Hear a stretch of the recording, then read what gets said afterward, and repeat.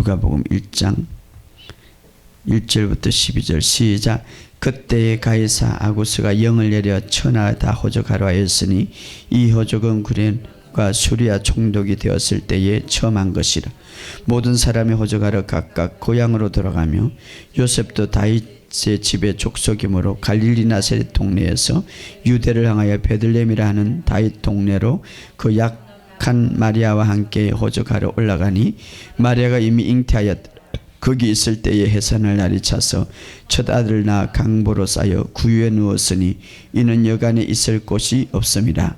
그 지역의 목자들이 밤에 밖에서 자기 양떼를 지키더니 주의 사자가 곁에 서고 주의 영광이 그들을 두루 비추며 크게 무수하는 천사가 이르되 무수하지 말라. 보라 내가 온 백성에게 미칠 큰 기쁨의 좋은 소식을 너희에게 주노니 오늘 다윗의 동네에 너희를 위하여 구주가 나셨으니 곧 그리스도 주시니라. 너희가 가서 강보에 쌓여 구유에 누인 아기를 보리니 이것이 너희에게 표적이라 하더니. 아멘. 우리가 예수님의 탄생에 대해서 깊이 생각해 보겠는데, 자, 오늘 본문의 말씀 12절에 이렇게 말합니다. 너희가 가서 강보에 쌓여 구유에 누인 있는 아기를 보니 이것이 너희에게 표적이니라. 제가 요한복음은 기적을 표적이라고 그랬는데 여기 보면 강보에 쌓여 구유에 누워 있는 아기를 보니 이것을 표적이라는 이 말은 이런 어떤 사건 뒤에는 사건 자체의 의미보다는 더 큰 의미가 있다 이 말이에요. 더 큰 엄청난 하나님의 큰 의미가 있다 이 말이에요. 예? 그렇기 때문에 오늘 크리스마스에 강보에 쌓인 구유에 누인 그 아기, 왜 하필이면 구유에 누워 있을까? 이것은 큰 표적이니라. 이 말은 구유에 아기가 누워 있지만 그 장소보다는 그 구유에 누인 짐승이 먹는 물통이죠. 음식 먹는 물통. 거기에 누인 아기이지만 그 사건을 통하여서 하나님이 주고자 하는 더 큰 의미가 있다 이 말이에요. 표적이다 이 말은. 기적이다 이 말. 그 사인이다 이 말이에요. 그렇기 때문에 오늘 이것을 여러분들이 다시 한번 깨닫고 승리하시기를 주의 이름으로 축복합니다. 자, 하나님은 때로는 하나님의 일을 위해서 개인의 역사를 사용하고 개인을 사용하지만 때로는 정부, 한 나라를 사용하듯 해요. 한 나라도. 그러니까 참 하나님은 위대하셔요. 놀라워요. 저는 그런 것들을 느껴요. 집회를 나가보면요. 그 교회에서 나를 초청했지만 한 사람 때문에 그 교회의 유익도 있지만 특별히 어느 한 사람을 통하여 한 사람을 하나님이 더 만지려고 저를 부를 때가 있어요. 그래서 그걸 느껴요. 예. 그래서 저 사람 때문에 내가 오늘 이 집회를 왔구나. 물론 그 교회도 유익이 있고 그 교회도 하나님 역사하시죠. 그래서 때로는 하나님께서 그 어떤 역사를 진행하기 위해서 하나님의 일을 이루기 위해서 한 나라를 사용하기도 하고 한 사람을 부르기도 하고 여러 가지 하나님이 역사할 때가 있어요. 예.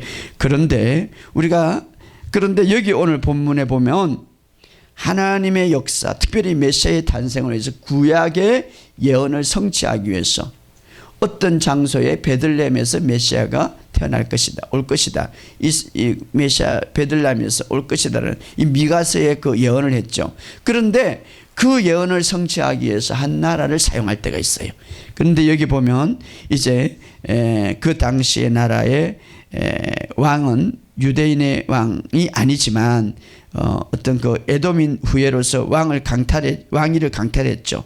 이름은 헤롯인데 이 악한 왕, 이 왕이 뭐라고 합니까? 천하에 다 호적하러, 다시 말하면 자기 고향으로 가서 호적하게 만드는 이 수리아 총독을 통하여서 이렇게 이제 명령을 내리는데 하나님은 이 정부를 통하여서 세금 때문이죠, 사실은.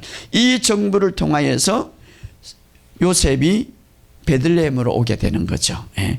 그런데 참 하나님은 이런 어떤 역사를 통하여서 이런 어떤 정부의 일들을 통하여서 이런 일들을 통하여서 하나님의 일을 또 성취해 나가는 것을 우리가 봅니다.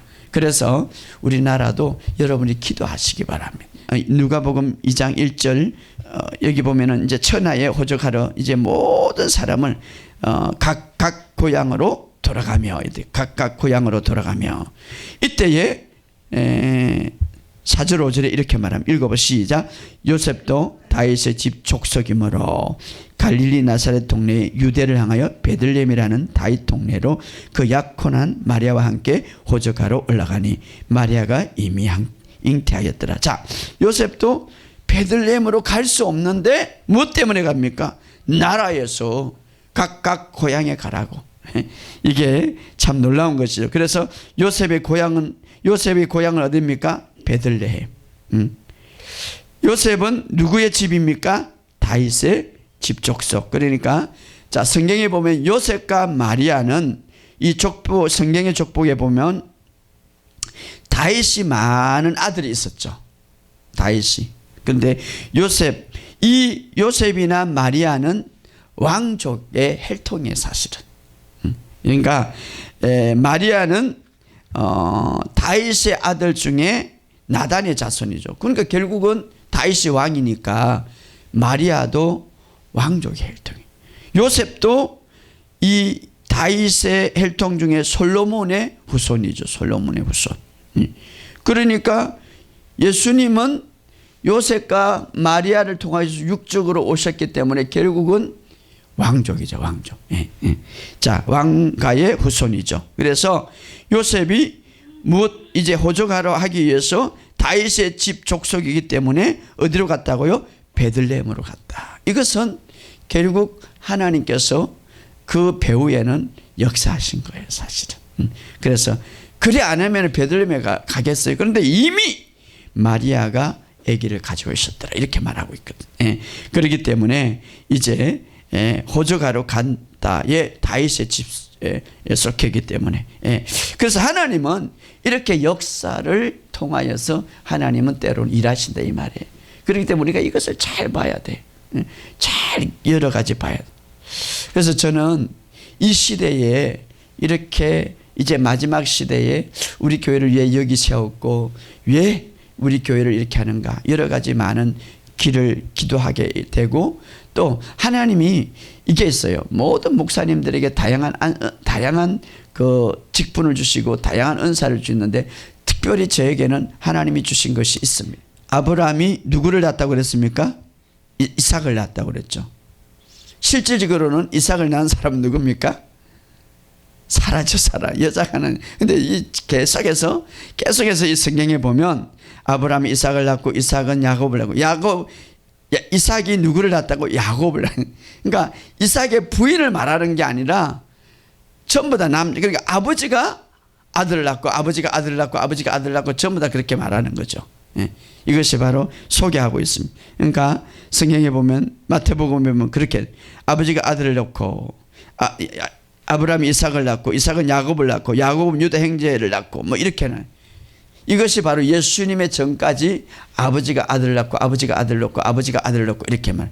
그런데 놀라운 것은 예수님을 말할 때 이렇게 말합니다. 우리 찾아봅시다. 마태복음 1장 15절 16절. 엘리옷은 엘리아사를 낳고 엘리아사는 맏딸을 낳고 맏딸은 야곱을 낳고 야곱은 마리아의 남편 요셉을 낳으니 마리아에게서 그리스도라 칭하는 예수가 예수님에게 왔으는 예수님을 낳을 때 누구를 소개합니까? 어머니 마리아를 소개하는. 그 전에는 아버지가 아들을 낳고 아버지가 아들을 낳고 아버지가 아들. 아브라함이 이삭을 낳고 이삭은 야곱을 낳고 그러다가 딱 한 군데 어떻게 소개합니까? 마리아의 남편 요셉을 낳고 요셉을 낳으니 야곱이 마리아의 남편 요셉을 낳으니 마리아에게서 원래 성경에 말하면은 요셉에게서 이렇게 해야 되는데 여기 와서는 마리아에게서 예수 그리스도가 나왔더라 이렇게 말해요. 이게 무엇을 말하고 있습니까? 요셉이라 칭하지 않고 마리아예요. 무슨 뜻입니까? 바로 남자가 없이, 다시 말하면 마리아의 몸을 통하여서 동정녀 몸을 통하여서 낳았다는 것을 강조하고 성령으로 예수님이 오셨다는 것을 강조하죠. 왜냐하면 자녀의 피는 아버지가 결정하는 거죠, 사실은. 자녀의 피는.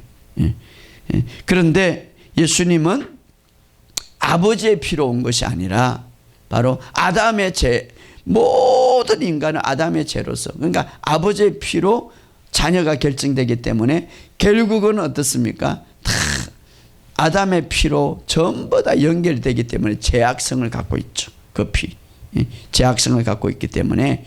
그런데 예수님의 피는 이 세상에 어떤 아버지의 피로 온 것이 아니라 동정녀 몸을 빌렸죠. 인간이 되기 위해서 동정녀 몸을 빌리고 하늘의 아버지의 피로 오신 거예요. 하나님의 아버지의 피로 오신 거예요. 할렐루야. 그렇기 때문에 하나님의 아버지의 피는 신성한 피고 죄악이 없고 순결한 피다 이 말이에요. 그렇기 때문에 예수님은 죄가 없으신 분이다 이 말이에요. 할렐루야. 이 사실을 아시고, 그리고 예수님은 하나님 만왕의 왕 아버지의 순결한 피로, 정결하고 순결한 피로, 그 피만이 죄를 살 수 있다 이 말이에요. 그 피로 오셨다 이 말이에요. 그것을 표현한 것이죠. 얼마나 아름다운 것이 그 피로 우리를 덮었어요. 그 피, 그 순결한 아버지의 피로 우리의 모든 죄를 완전히 제거하신 거예요. 할렐루야. 그래서 바로 이 비밀이 성경에 있다. 다시 이제 누가복음으로 가면, 이제 예수님이 베들레헴에 요셉이 베들레헴에 와서 이제 아들을 낳기 위해서 그 호적하러 왔지만 부인이 이미 이 잉태할 날이 차서 6절 8절 다 같이 읽어봅시다. 6절 8절 시작. 거기 있을 그때에 해산할 날이 차서 첫 아들을 낳아 강보에 쌓여 구유에 넣었으니 이는 여간에 있을 곳이 없습니다. 그 지역의 목자들이 밤에 밖에서 자기 양떼를 지키더라. 자, 하나님의 말씀은 하나하나 순간순간 한 단어 한 단어 의미가 있고 기름 부음이 있고 놀라운 비밀이 있죠. 여기 보면 여간이 나오는 거죠. 왜냐하면 이제 해살날이 찾는데 여간에 있을 곳이 묵을 방이 없더라. 묵을 방. 사실 그분은 이 땅의 왕이시고 이 땅의 창조자인데 묵을 방이 없더라. 여간. 그 당시에는 여러 가지 예루살렘 가는 길에 베들레헴이 있기 때문에 이 베들레헴에는 좀 촌이기 때문에 여간 여인숙이 많는데 여기에 너무 사람들이 많이 찾기 때문에 묵을 방이 없었더라. 자, 이 여간, 이 여간은 다윗과 연결이 되는 거예요. 이 성경을 찾아보면 다윗과 연결이 되는데 조금 설명을 드리면 다윗은 이제 왕이 되고 나서 그 아들들이 있었는데 아들 한 명이 이제 자기의 그 왕권을 취하기 위해서, 아버지의 왕권을 취하기 위해서 여러 가지 나쁜 일을 하죠. 이 압살롬은 굉장히 용모가 준수하고 여러 가지 좀 지혜도 있고 여러 가지 바삭한 사람이.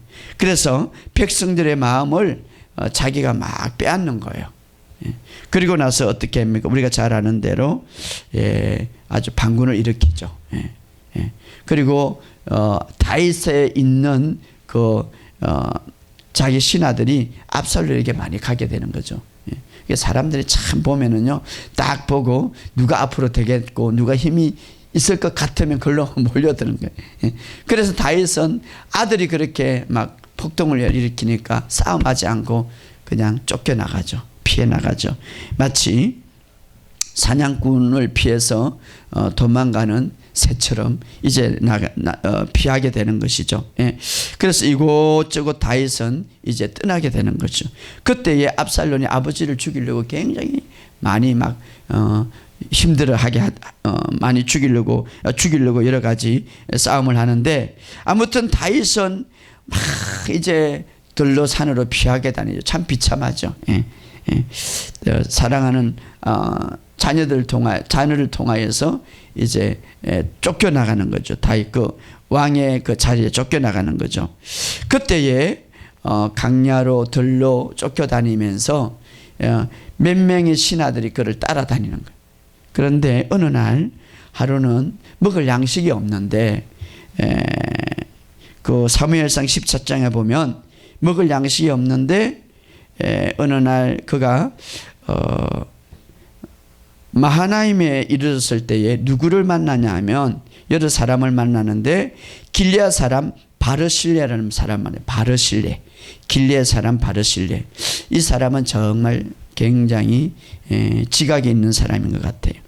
그때 다윗은 다 패장방에 이제 쫓겨나가고 압살롬은 이제 막 젊으니까 그의 이제 군사들도 다 걸러가고 이 다윗은 쫓겨나면서 먹을 것이 없는데 이때에 길리앗 사람 바르실레가 이 다윗에게 먹을 것을 제공하죠.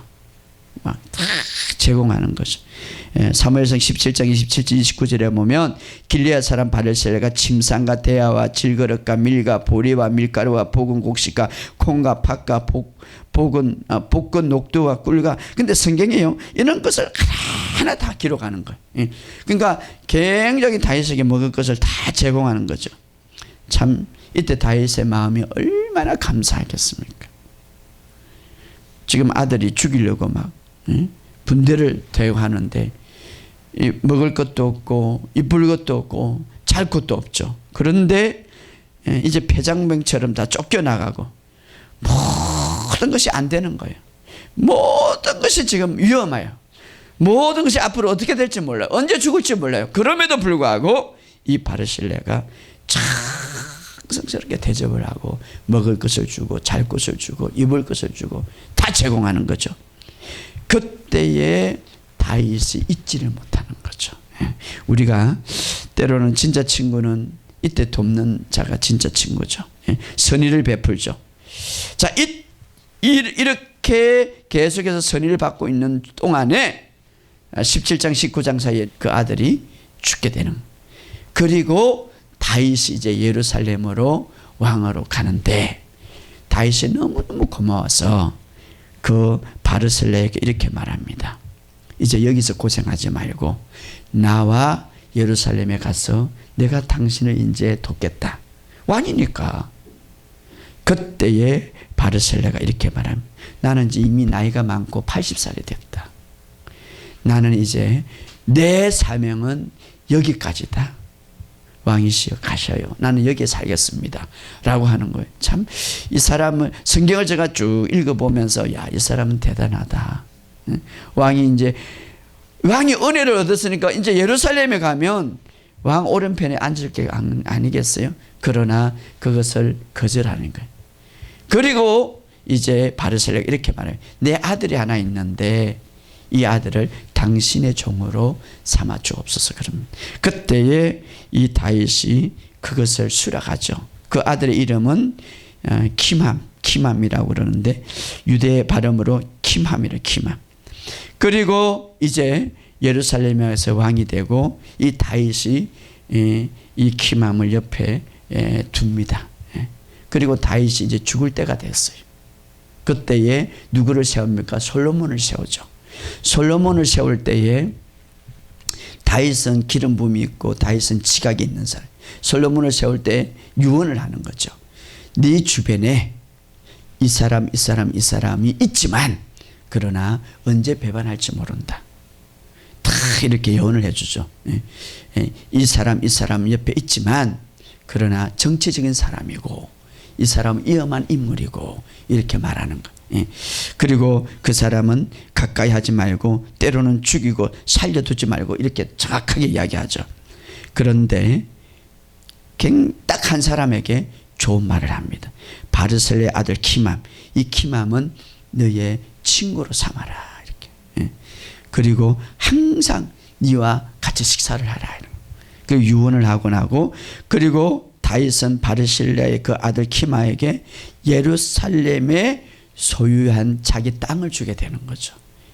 다윗의 고향은 예루살렘이고 베들레헴에 있는 땅을 주게 되고 베들레헴의 소유주를 주게 되죠. 이 다윗은 키맘에게 그러니까 키맘은 우리가 잘 아는 대로 이 바르실레의 아들이죠. 그리고 이 바르실레의 아들 키맘은 다윗 왕으로부터 무엇을 받습니까? 베들레헴에 있는 땅을 이제 공급받게 되고 선물을 받게 되죠. 그리고 세월이 흘러서 이곳에 김함은 여관을 짓게 되는 거죠. 그게 어디에 나오는가? 바로 예레미야 41장 17절에 나오죠. 그래서 이 증거가 나오는데 결국은 나중에 다윗의 후손이 요셉이 이 여관을 오게 되는 거죠. 참 성경은요 참 돌고 너무나 아름다워요. 그런데 결국 따지고 보면 요셉의 정조 할아버지잖아요. 그런데 이 여관의 주인일 수도 있는데 이제 요셉이 여기에 들어가지는 못하는 거죠. 사실은 다 찾고 예수님의 선조죠. 예수님의 선조. 요셉의 할아버지 다윗의 집이니까. 그러니까 예수님이야말로 이 여관에 묵을 수 있지만 그러나 쫓겨나게 하게 되는 거죠. 아무튼 이런 내용들이 있는데 그 쫓겨나서 어떻게 합니까? 바깥에 이제 그 짐승이 먹는 그곳에서 예수님이 결국은 태어납니다. 자, 6절 8절 누가복음 다시 한번 읽어봅시다. 6절 8절 시작. 거기 있을 때에 해산할 날이 차서 첫 아들을 낳아 강보에 쌓여 구유에 누웠으니 이는 여관에 있을 곳이 없습니다. 그 지역의 목자들이 밤에 밖에 자기 양떼를 지키더라. 자, 여기 예수님이 어디에서 누워 있었다고요? 구유에 이 강보에 이제 아기가 나오면 우리도 이렇게 다 쌓이죠. 그런 게 이제 그 아기가 나오니까. 그런데 여기 중요한 것은 구유에 누웠더라. 이 구유라는 말은 가축이 먹도록 이렇게 음식을 먹는 통이죠. 한마디로 통. 그런데 우리는 나무로 생각하는데 주로 예루살렘은 그 돌을 파가지고 이렇게 쭉 만드는 거예요. 돌을. 구유. 그리스 말로는 먹다라는 말. 먹다. 여물통이죠. 먹다. 예수님이 이 구유에 이 구유는 주로 양, 짐승이 먹는 음식들이 그 있죠. 먹다. 굉장히 의미가 있는 거죠. 예수님이 거기에 태어난 거예요. 구유에. 그것은 그 구유는 이 돌로 깎아가지고 이렇게 네모제비로 깎아가지고 거기에 이제 음식이 있죠. 자, 이것은 나중에 무엇과 비슷합니까? 예수님의 무덤과 비슷하죠. 예수님의 무덤은 돌로 파여가지고 그 안에 들어간 거죠. 자, 무덤과 비슷한데 아무튼 돌로 깎아. 자, 그래서 왕으로 설명하고 있기 때문에 동방박사들이 와서 예수님이 태어나 황금과 유황과 몰락을 가져왔고, 또 누가복음 우리 6장은 구유에 넣는데 목자들이 밖에서 자기 양떼를 지키며 목자들이 표적을 보기 위해서 와서 표적에 따라 천사에 따라서 절하게 되는데, 우리 다시 한번 8절 12절 8절에서 12절 다 같이 읽어봅시다. 지역의 목자들이 밤에 밖에서 자기 양떼를 지키더니 주의 사자가 곁에 서고 주의 영광이 그들을 두루 비치며 크게 무수한전지라. 천사가 이르되 무수하지 말라. 보라, 내가 온 백성이 미칠 큰 기쁨의 좋은 소식을 너에게 전하노라. 오늘 다윗의 동네에 너희를 위하여 구주가 나셨으니 곧 그리스도 주시니라. 너희가 강보에 쌓여 구유에 누워 있는 아기를 보리니 이것이 너에게 표적이 되니라. 자, 여기 중요한 것은 양떼들에게 천사들이 나타나서 이제 소식을 전하는데, 바로 그 소식은 구주가 나셨고 그것이 바로 그리스도다. 그분은. 그런데 그분은 구유에 누워 있는 아기다 이렇게 말해요. 그런데 이것이 너에게 표적이니라. 표적이라는 말, 아까도 제가 말했듯이 요한복음에 보면 실질적으로 나타난 실질적이 있는 사건보다 더 큰 하나님의 의미가 있다는 것을 우리에게 의미하는 거죠. 표적이나 강보에 쌓인 아기를 표적이라고 하는 것이 아니라 구유에 누인 아기, 이것이 바로 표적이다 이런 말. 자, 아까도 제가 말했듯이 이 구유라는 것은 가축이 먹는 음식이 담겨져 있다. 음식이 담겨져 있다. 자, 오늘 우리가 예수님이 왜 거기에 구유에 누워 있는가 하필이면. 근데 오늘 성경은 말합니다. 이것은 실질적인 그 장소보다 그 장소를 통하여 전달하고자 하는 하나님의 더 큰 의미가 있다라는 것을 오늘 우리에게 이야기해. 표적이라는 말은 더 큰 의미가 있다 이 말이에요. 자, 오늘 우리가 교회 와서 예수님을 배우는 것, 예수님의 말씀을 배우는 것, 좋은 일을 배우는 것, 그것은 참 좋은 것이지만 그러나 우리의 믿음의 수준이 높지를 않고요. 우리의 믿음의 능력은 나타나지 않죠. 자, 오늘 우리가 살아가는 나라는 이 존재, 힘과 오늘 살아가는 이 활동의 이 나라는 존재는 그동안 무엇을 먹고 살았냐에 따라서 많이 영향을 미치죠. 여러분이 힘과 여러분의 존재, 여러분이 활동한 영역, 이것은 내가 그동안 무엇을 먹고 살았느냐에 따라서 굉장한 밀접한 연관이 있는 거예요. 다시 말하면 무엇을 먹는가 굉장히 중요한. 그래서 내가 나라는 존재가 더 힘있고 더 건강하게 살아가기 위해서 영양제도 먹고 뭐도 먹는 거예요. 영적으로 마찬가지. 오늘 우리가 예수님의 완전한 능력을 우리는 소유할 수는 없지만 예수님처럼 그렇게 완전한 능력을 행할 수는 없지만 그러나 오늘 예수님이 가졌던 그 능력들을 우리가 무엇을 먹냐에 따라서 우리도 나타낼 수가 있다 이 말이에요. 그런데 중요한 것은 자, 우리가 육적으로도 우리가 지금 나라는 존재, 힘을 갖고 여러분 아프리카 보면은 막 빼말라 가지고 막 못 먹으니까. 그런데 오늘 우리가 교회 다녀도 무엇을 먹는가 중요한데 오늘 여기서 예수님이 여물통, 그 짐승이 먹는 그 여물통에 거기에 태어났다는 것은 우리가 무엇을 먹어야 되는가를 우리에게 표적이라. 영적으로 보이지 않는 더 큰 사인이 있다. 우리가 진짜 먹어야 할 것은 바로 여기 예수님이 오셔서 그렇게 했죠. 나를 먹는 자는 영원토록 살리라. 진짜 우리가 교회에 다니고 진짜 우리가 먹어야 할 것은 바로 예수님이다 이 말이에요. 할렐루야. 그래서 이 예수님께서 그런 설교를 하고 사람들이 다 도망갔어요. 나를 먹는 자 아이고 저 사람이 왜 예수를 먹으라고 그러는가. 예수를 배우는데 그치지 말고 정말 예수를 먹으시기를 주의 이름으로 축복합니다. 왜냐하면 예수님이 이렇게 말해요. 나는 생명의 떡이다 말하고 있습니다. 떡은 뭐예요? 먹어야 되는 거예요. 우리가 이제는 좀 더 깊은 신앙에 들어가기 위해서는 예수님의 삶을 배우는 데 그치지 말고 예수님의 좋은 것을 배우는 거 그치지 말고 진짜 생명의 떡을 먹어야 되는 거예요. 생명의 떡을. 구유, 여물통은 양이 먹는 통이에요. 통. 음식이 먹는 통. 우리가 정말 예수님이 바라는 것은 나를 먹는 자는 살리라 이 말이에요. 정말 우리가 이제는 예수님의 좋은 삶을 배우면은 거기에만 그치는 거예요. 진짜 우리가 예수를 먹고 먹을 때 더 건강해지고 더 강건해진다 이 말이에요.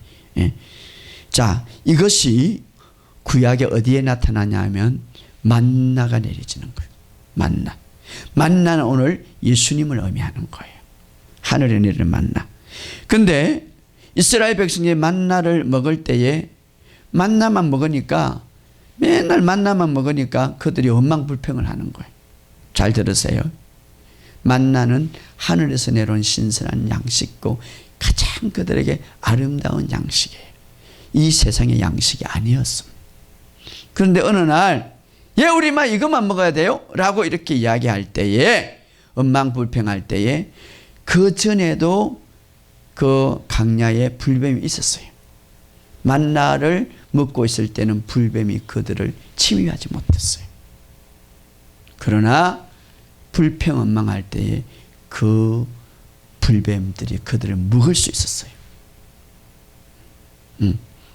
만나는 오늘 예수님을 상징하는 거예요. 만나를 먹고 있을 때 뱀이 공격하지 못했어요. 뱀이 그들을 건드리지 못했어요. 왜냐하면 그들이 엉망불평할 때에 예수 그리스도를 우리가 온전히 먹을 때는 사탄이 공격하지 못해요. 그러나 사탄은 세상적인 것, 먼지, 흙 이런 것들을 좋아하기 때문에 그것들이 있을 때에 먹을 수가 있는 거예요. 예.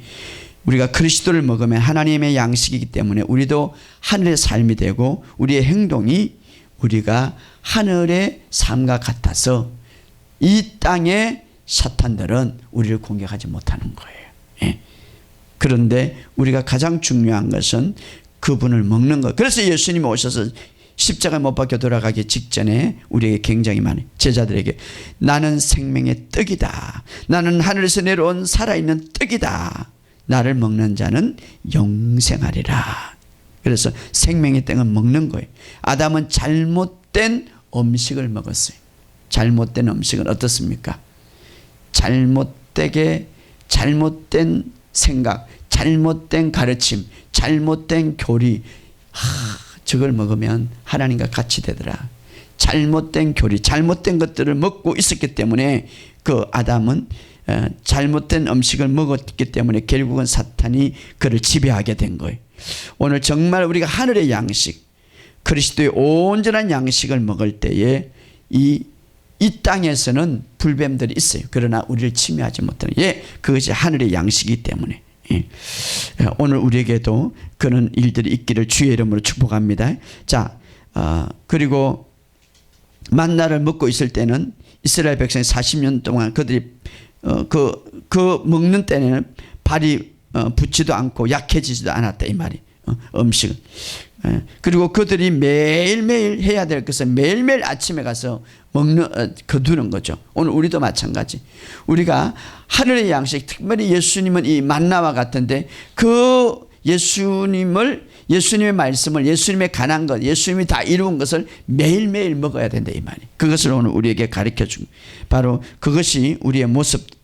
그런데 오늘 우리가 많은 사람들이 그러지를 못하죠. 다른 것을 가르쳐주고 어떤 다른 진리, 다른 교리, 다른 것들을 우리에게 했는데, 자, 중요한 것은 우리가 끊임없이 이것을 붙들고 있어야 된다. 이런 것들을 계속해서, 자, 사탄은 오늘 교회가 십자가를 증거하고 예수님이 다 이룬 것을 증거하고 예수님이 우리에게 무엇을 주었는가를 증거할 때 굉장히 싫어하죠.